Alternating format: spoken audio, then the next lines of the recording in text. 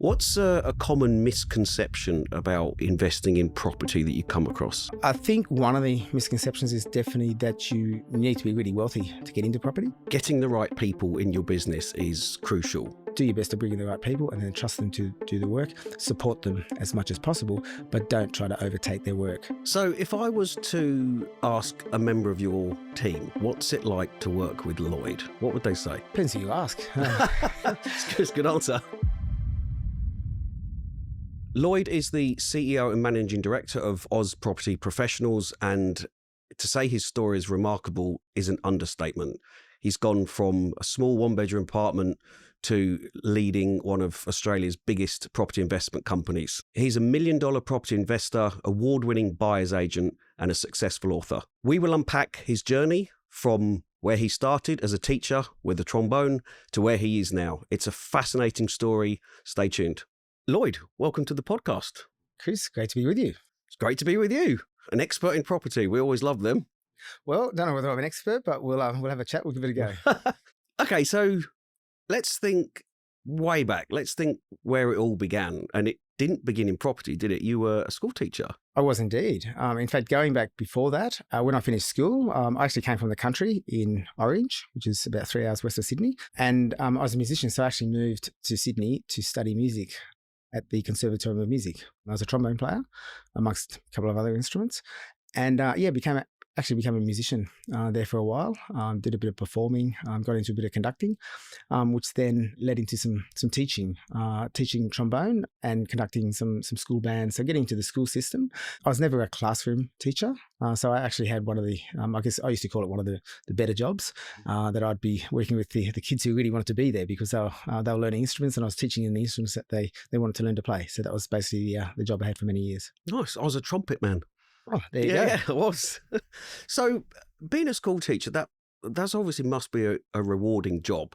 So what sparked the interest in going from teaching to property? Yeah, well, I guess initially it wasn't about going from teaching to property as such, but it was about looking at, and remembering back then, I was single. This is before I had a family or anything. I wanted to set myself up for the future. When I was first teaching, I was peripatetic, which basically means I was just working for the hours that I was getting paid. I wasn't on salary at the time, and I didn't know whether I'd have a salary position at that time. So I could not really see a great financial future for myself doing this. So I just wanted to look at other ways to try to get ahead. So that's where I developed that interest in property. Initially, though, I didn't do what I probably should have, which was invest. I actually bought a unit to live in to start with. But it was after I'd done that then the real interest in investing and trying to create some wealth to try to get ahead, for the future started to come from there. When was the point where you kind of realized that you could build a business and a career from property? When was that moment?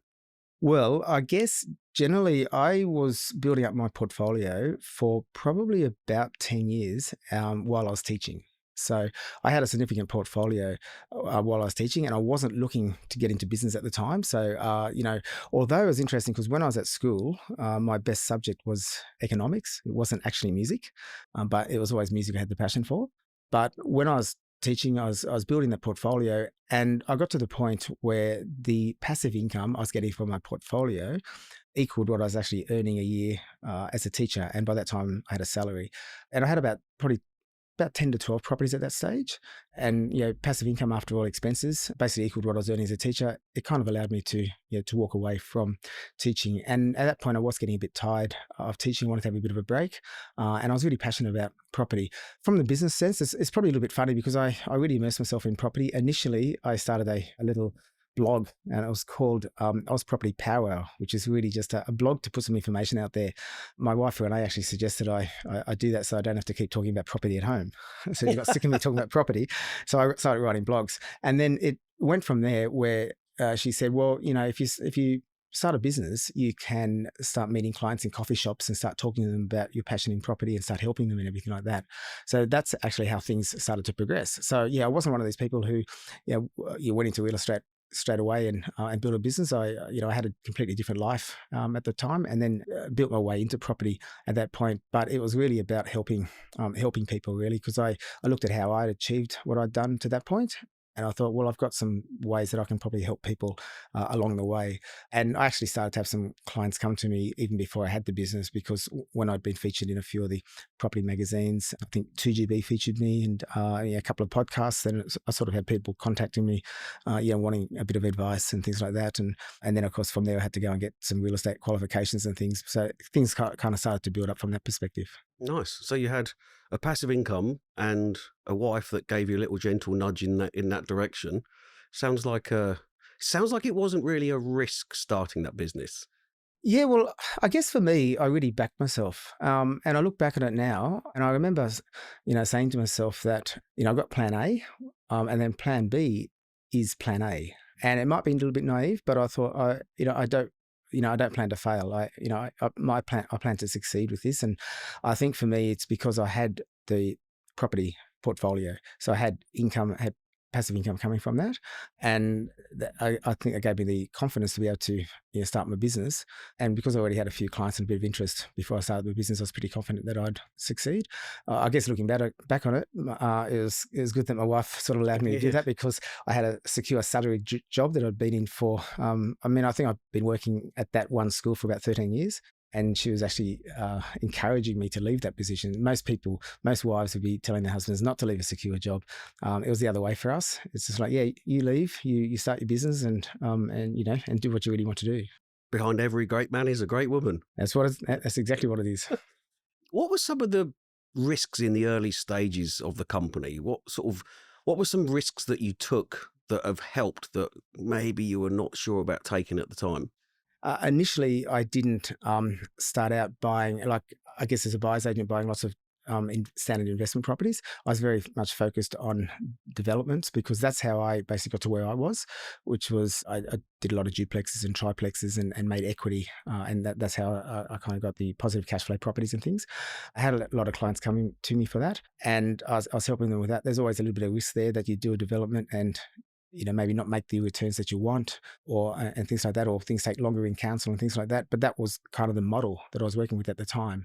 So it's a little bit risky there, but that worked quite well. It worked out fine because I was confident in what we were doing. And I think the main thing about that is because I'd already tried and tested it over a number of years myself. If I started the business and then thought, okay, I'm going to help all these development clients, and I didn't know what I was doing, may have been a different story. Because I remember my very first development, I didn't know what I was doing, and I had issues with council and issues with the builder and things. And luckily I'd ironed that out and had a good understanding of what to do when it came to helping the client. But I guess the other thing for me is that I started as a sole trader, so it was just me, and I had clients, and then I needed to sort of get an assistant, so I had an assistant sort of work part time and grow the business from there. Looking back, it probably would have been good to invest a little bit more, maybe have a couple of full time staff early on to help with that, because I remember being quite overloaded and probably not having the capacity to do everything, because when you're sort of a one-man band, you're wearing every hat. So I was trying to sort of run the website. I was trying to do any sort of marketing. I guess I didn't need to do a lot of marketing at the time because people were coming to me, but nevertheless had to wear that hat. Then I had to sort of do the property research and speak to the builders and do everything. But as I grew, I managed to have people come on that could fill those roles, which obviously makes it easier as you go along. Absolutely. One word you've mentioned a couple of times already, which I love, is help. You've mentioned that you like helping people, and you've always said that money shouldn't be the main driver behind a business, and if you can help people, then success will come. Where did that mindset come from? Have you always had that, or was that in Um, business? I think I've always had that, and I think probably comes from my parents. My parents are always very generous. We didn't have much when we were growing up. My dad had a business, but it was just sort of his family business. So he didn't have a lot of money, and my mum was kind of a work at home, so stay at home mum, but always very generous and things like that. And I think for me, I've always had that kind of mindset, but for me, it's always about trying to treat people the way you want to be treated yourself.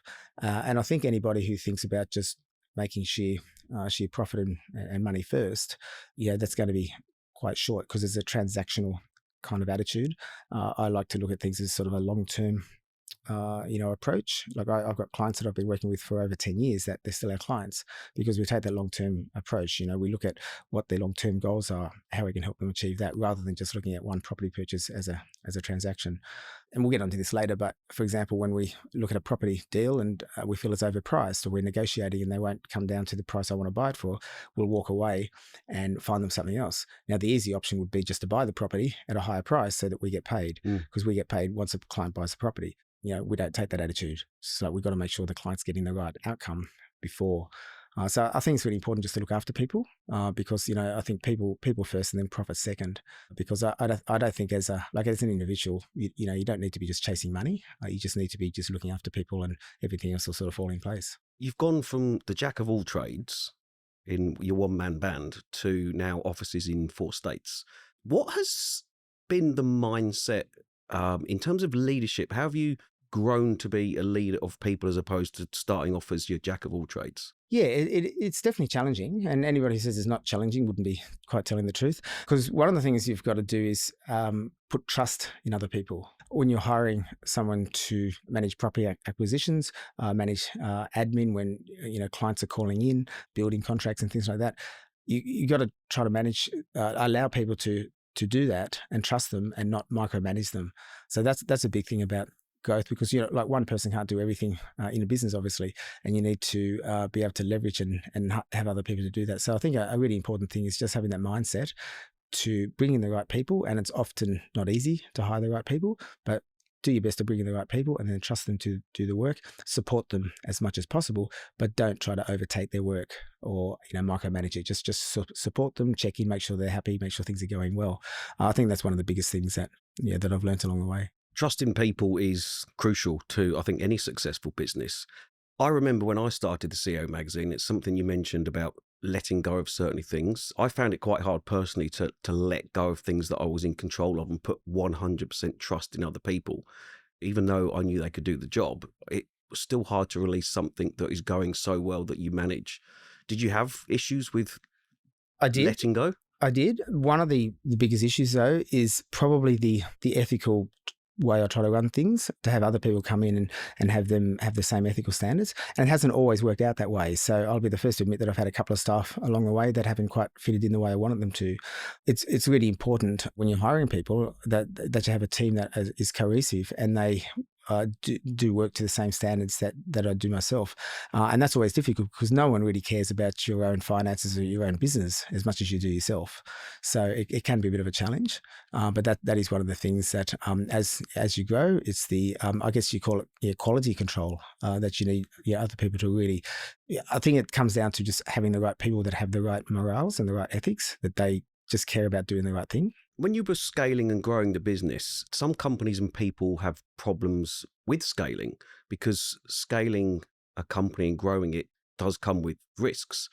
What are some risks or some problems that you had along the way of scaling the business that you've overcome, and how did you overcome them? When I first started my business, I didn't really have a lot of business acumen, and my goal wasn't to scale the business. I didn't really know much about that. I really just set out to have a business that maybe would earn me the same amount that I was earning as a teacher or something like that. So I had no real business goals at the time. So, the first couple of years was really, we didn't have a lot of growth because I wasn't doing any marketing, but I had plenty of clients just coming sort of to us naturally. As I became a little bit more well-known and won a couple of awards, and then of course put the books out, we had a lot more inquiry and things. One of the biggest challenges around that was capacity, because all of a sudden we've got more inquiry than we can cope with. And one of the challenges is do we say, okay, we're full, or do we just keep hiring more staff? And then I probably made a couple of mistakes along the way where I've hired staff too quickly.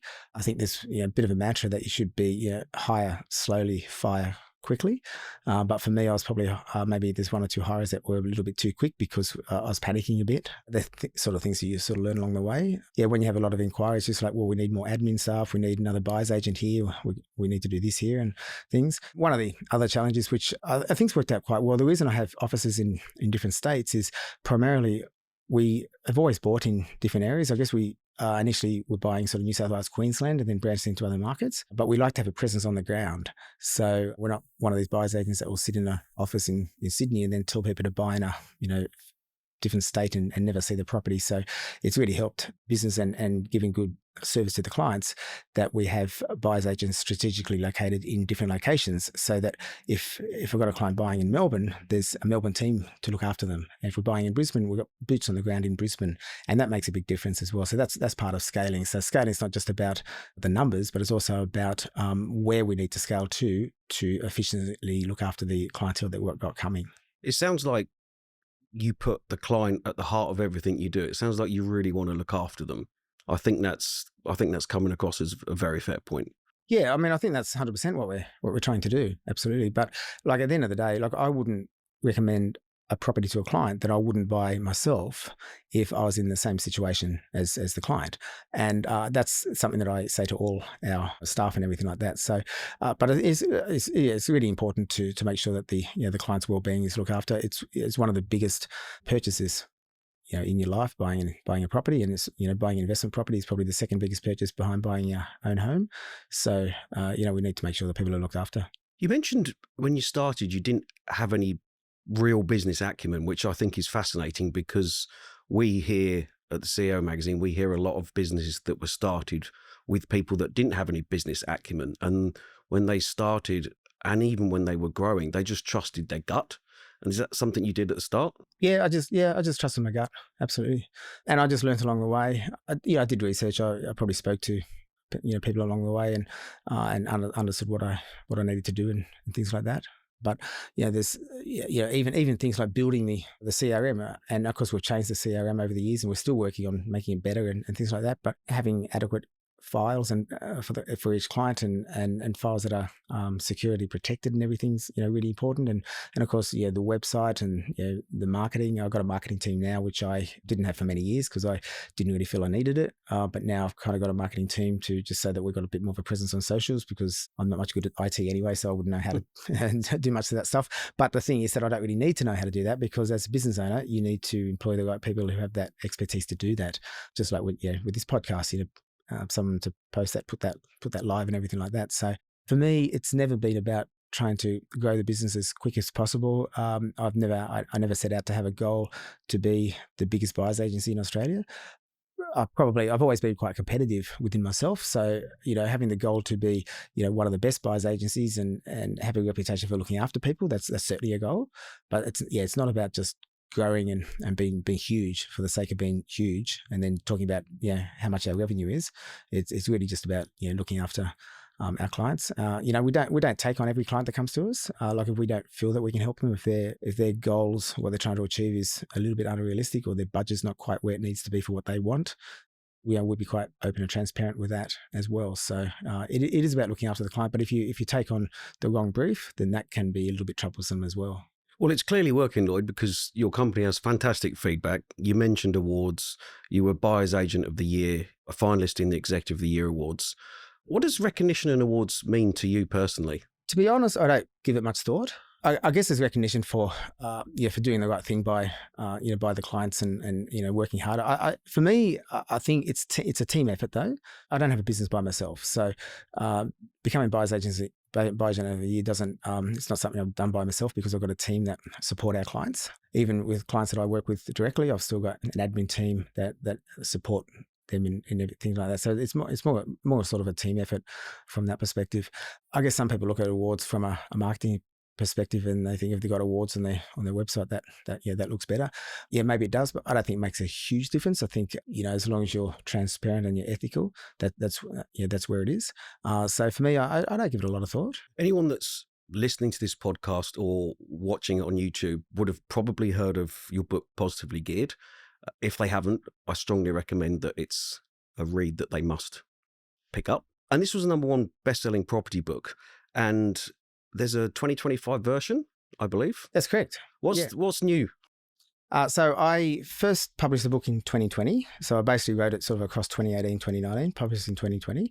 Updated version this year, which is basically just updating with all the latest. So I've got some new case studies in there. There's been massive increases in interest rates and construction costs and things. So I've updated that so people don't come to us having read the old version and say, "Oh, I want to build a duplex for this much and I want to pay 2% interest," or something like that. When realistically, that's not where it is. So I put out the new version to sort of combat that. It was a bit of a compromise because I've got 2 books, possibly you can buy now. The publisher Wiley actually asked me to write a 3rd book. And I felt I didn't really have it in me at the moment or enough time to do it at this stage. So the compromise was just to update sort of Positively Geared, which has worked well. But interesting with that I didn't really write the book as like a marketing tool again, like a lot of people do. One day I just had a bit of an epiphany and I thought, I've got a bit of a story to tell. I haven't always sort of been in real estate, but I thought, well, I grew up on the land, became a teacher, grew a portfolio, built a business. I thought, I've got a story to tell here. So I decided I'd write a book. And I must say, I thought that nobody would read the book because, when I was writing it, I thought, who's going to want to read the book or anything like that? But yeah, it's been amazing that it's taken off, and it's currently the top selling book in the property investment space over the last 10 years, actually, although it hasn't been out that long. It's the second highest selling book of all time in that space. I find it amazing that you didn't consider writing a book, and here we are. It's the second best-selling one of all time. I find that amazing. What's some of the most rewarding feedback that you've got from actual readers? Yeah, so I get a lot of emails, and I try to get back to every one of them. But obviously, a lot of people who read the book contact us and they want to be a client. But there's also people that just read and just thank me for writing the book. And there's numerous ones of those. And even coming from young kids like 17, 18 years old that I feel really, really inspired. And, just sort of give me a bit of a story about how that's inspired them to get into property. And also, I get messages from maybe single parents, single mothers that have got kids and they're struggling and they've been recently separated and they didn't know what to do. They read my book and it kind of inspired them. So I get a lot of those kind of messages and it's really heartwarming. And I always get back to everybody who writes me an email, and then I offer to have a chat with them. Not a chat to try to, it's not a sales call to try to bring them on as a client, but just a chat to sort of, they went to the effort to write me an email. So I tell my staff to contact them and book them in for a call because I'd like to sort of have a chat and meet them. So we usually jump on a Zoom call and things like that. But yeah, there's plenty of those that I find really rewarding and quite humbling, to be honest. Speaking of rewarding and humbling, you're deeply involved in the Caring in Regenerative Society in Kenya, I believe. That's correct, yeah. Where did that come from? So about 10 years ago, I climbed to Mount Everest Base Camp, spent a bit of time in Nepal with the local community there. And the year after that, I went to Kilimanjaro, climbed Kilimanjaro with one of my best friends. And then I spent some time in the local communities in Kenya. And I was really humbled by how happy the kids were, but they had nothing. Like they had no proper housing, no proper water. They just had what resembled a ball that they kick around a street that wasn't even a proper street. But they're just happy. And we're all back here, fussing over the little things. My text message doesn't work, or fussing about someone beeped the horn at me because they cut into my lane in the city and stuff. And like over there, it was just. But anyway, that kind of inspired me, and I thought I really want to try to do something for these communities. So I kind of got inspired from there. But then as time went on, COVID happened and I had kids and stuff. So I didn't really do anything at the time and I couldn't really get over there. But just this year, I've started to do things there. So I'm involved with a school in southern Kenya where I've been paying for the education for about 66 primary school students. And we're also been building a school. And at this stage, a couple of weeks ago, we had the floor cemented because it needs proper cementing and like proper flooring and proper fencing so that they can get registered with their Department of Education. So that's the latest thing we've been doing there. And I know that there's a gate that needs repairing because they messaged me this morning. So that's something that I'll get onto later this week as well. So that's where I'm there at the moment. I also do a lot of stuff back at home. Like I donate to the Cancer Council. Because my dad passed away of cancer and things, and a few other local charities. I mean, when we had the bushfire appeal on about 5 years ago, we donated about $25,000 to that as well. So I do feel it's important to give back, and revenue from the business. A lot of that does go to the greater good. It's not just about making money for the sake of it or reinvesting in the business. It's about trying to sort of help people as well. We need more Lloyd Edges in the world. I don't know about we that. do. So in terms of Kenya and everything that you do philanthropic-wise, what's shining story or something that you can give us that's come out of everything you do in Kenya? The situation there is the fact that there's some kids that cannot go to school without the funding for the education and for uniforms and things like that. And there's been a few situations there where I've put a bit of money in there and it's actually allowed them to continue school for the semester. There was a couple of occasions where kids were sent home because school fees weren't paid. And they messaged me and they said, if these kids don't get their school fees paid, they won't be able to continue for the rest of the year. And that means the year so far would be kind of a bit of a waste of the education. So I sort of jumped in and got them to go back to school. But then, and then I get a sort of a photo of the teacher and a few kids, and they're all happy and stuff. And yeah, it's quite heartwarming. Makes you feel good. Yeah, absolutely, yeah. So property itself is often seen as one of the toughest sectors to not only navigate but to master. You've obviously done extremely well in the space. What's a common misconception about investing in property that you come across? I think one of the misconceptions is definitely that you need to be really wealthy to get into property. And I think people need to think outside the square there, because often people might be, they're based in Sydney and they think, I'll never be able to afford to buy a property in Sydney. But there are areas around the country where you can get into to a cheaper property. You can do rent vesting. So you could stay in Sydney, rent a property where you want to live, where you need to work, and then just get on the ladder, buy somewhere else that's a little bit cheaper. Then that could be a regional market, could be a market in maybe Queensland, even a place like Brisbane, where it's a lot cheaper to buy than the Sydney market. So that's definitely something that's really important. But I always encourage people to really look at why they want to buy and why they want to invest, because it's really important to have goals in place, because otherwise people will just go and just buy a property and it doesn't make sense why they're buying it. And one of the biggest mistakes I see people make is they either want to buy close to where they live, or they take advice from someone like a family member or someone at the Sunday afternoon barbecue, and they say, don't go buy Melbourne because it's a bad place to buy, and someone else says, everyone's buying in Darwin, so let's go buy there. But really, any of those places could be a good area or a bad area for you to buy, depending on what your goal, your strategy, and your budget is. So you need to understand what you're trying to achieve, and that will then lead on to having the right strategy in place to buy the right property. So one person buying in Brisbane might really suit them. For the next person, it may not suit them. They might be better off buying in a regional market, or buying in a different state. So there's a lot involved with sort of strategy around buying property rather than just the property itself. And then, of course, once you've got the strategy in place, then we start looking at the how to buy the right property, essentially. So if someone comes to you and they want to invest in property and they want to start small, one property, for example, and they want to grow that into something they can retire on, aside from having the advice of someone like you or your team, what's the secret sauce? What's the key ingredient that takes someone from A to B? You've got to get out there and do it. Yeah, so too much analysation, being too analytical and analysis paralysis stops people from doing it. So often people get really carried away about whether I should buy here or whether I should buy there, or is this the best place to buy? Or people will say, I don't want to buy until after the market crashes, or I'll see what happens next year. But in good areas where people want to live, that market is always going to increase. There's always going to be demand for that.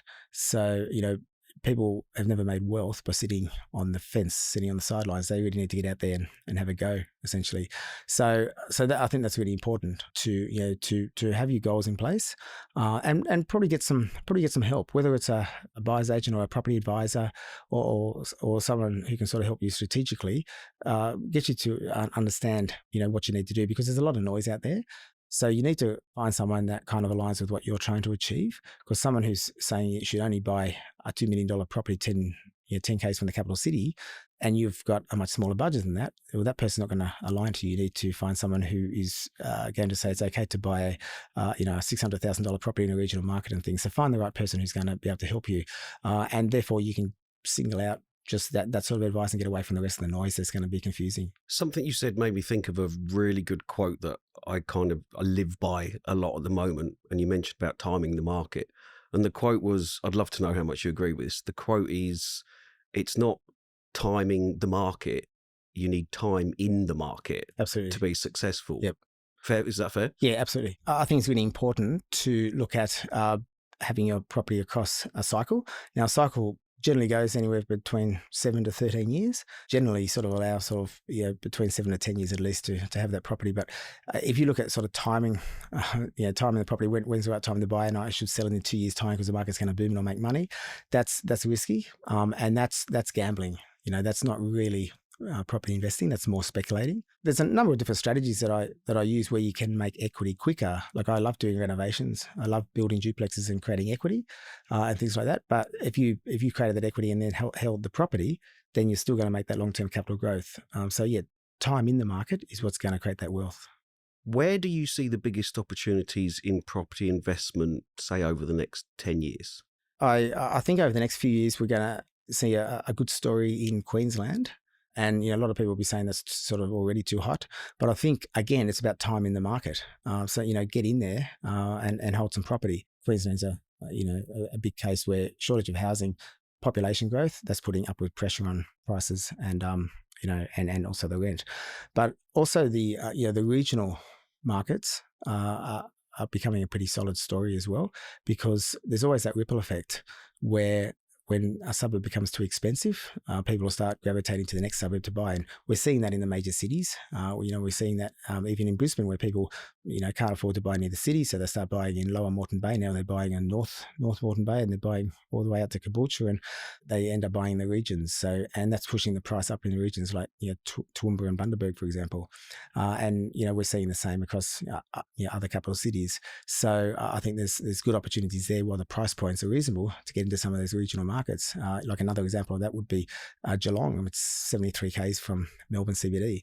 So get in and buy some property there while it's affordable. You're getting something between 6 to 700k, and you only need 7% growth on that for the next 10 years. Compound, it'll double in value. So there's opportunities there, but people need to look at that because sometimes people think, oh, I've missed the boat, too expensive. Same story was like that when I first started investing, which was almost 25 years ago. But that's always the situation.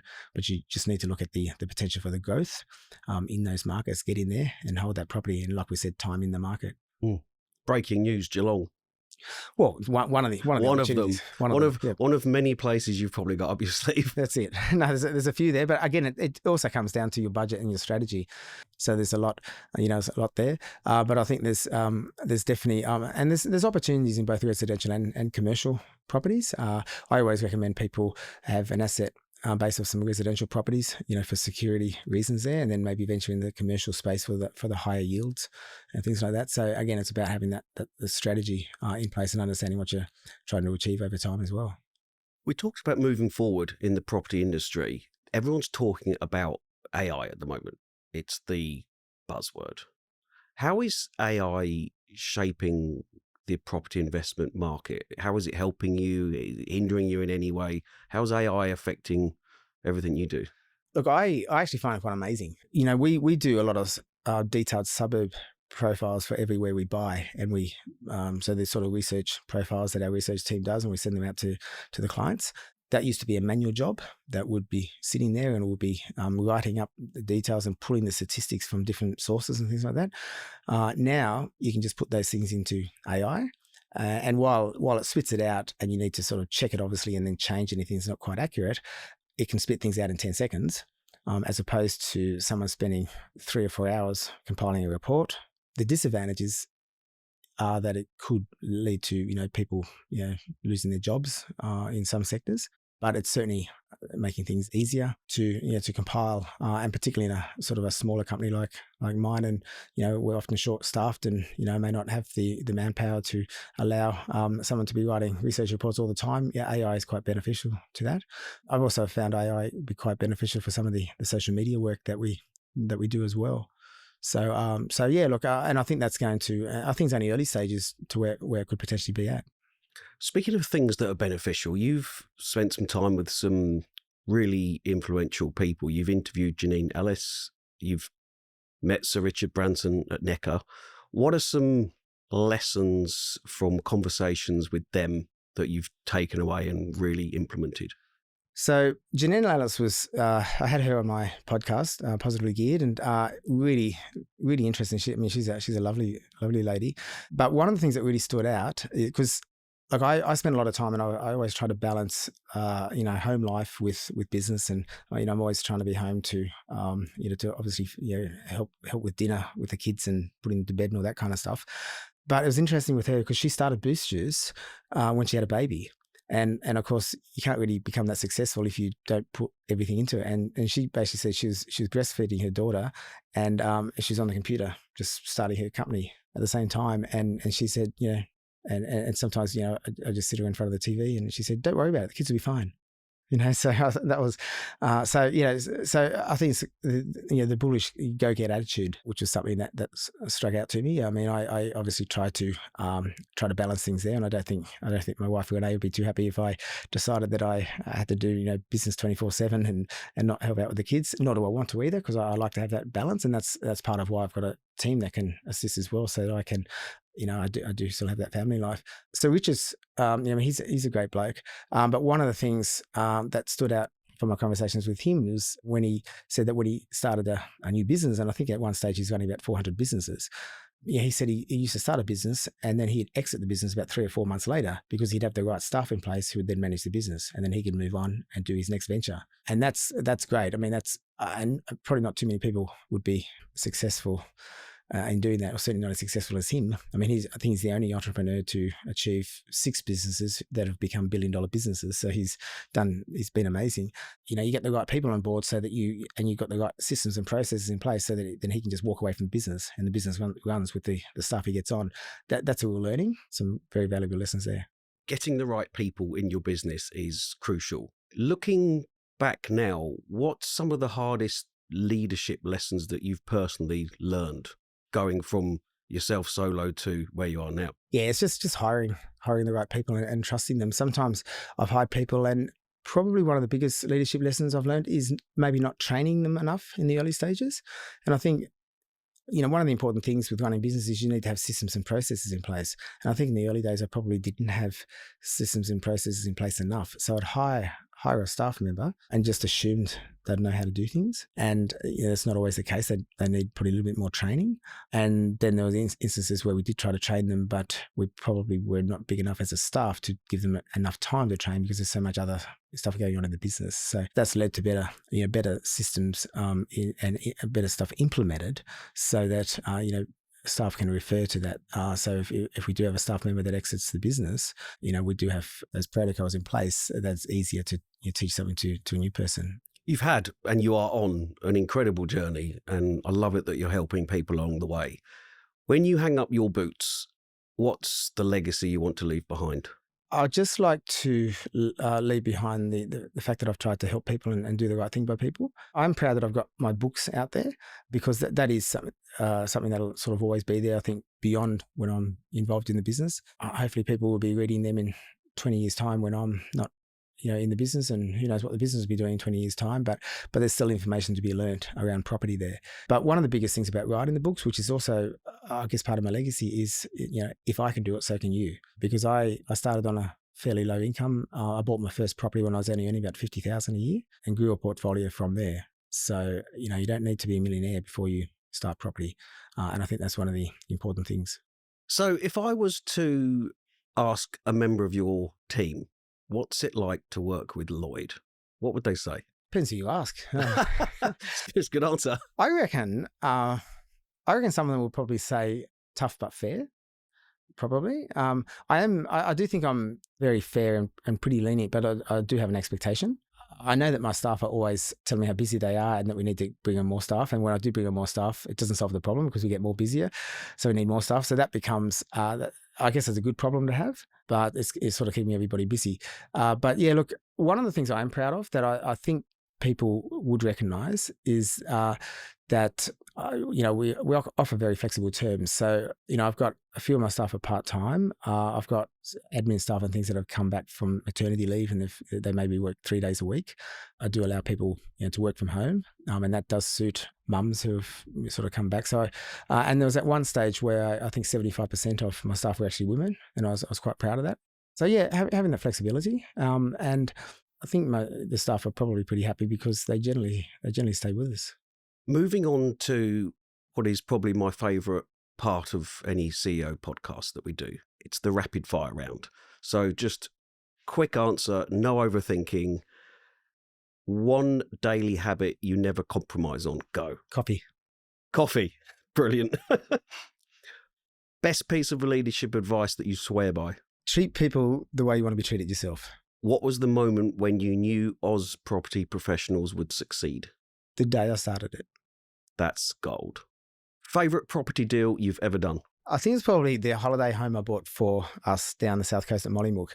And the reason for that is because my wife wanted a holiday home down there, and we saw one advertised in the area that we wanted. And she thought I was just going down for a look. So I went down there for the inspection, and I came home and I'd already bought it.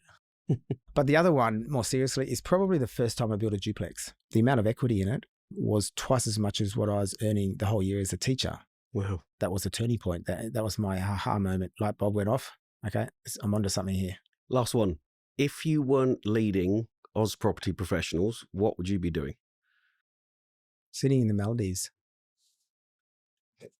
Sipping There's worse cocktails. places. So both of your books, where can anyone listening or watching this podcast get them from?